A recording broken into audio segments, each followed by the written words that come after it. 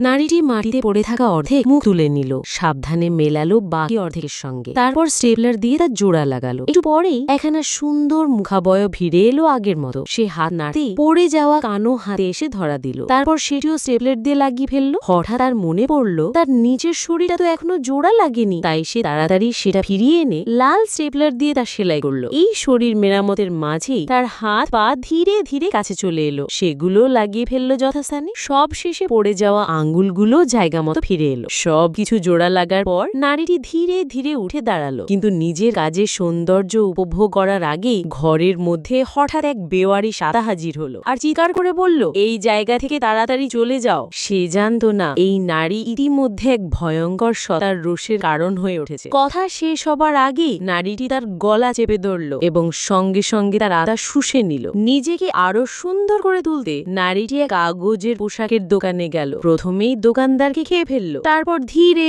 সুস্থে পোশাক বেছে নিতে লাগলো।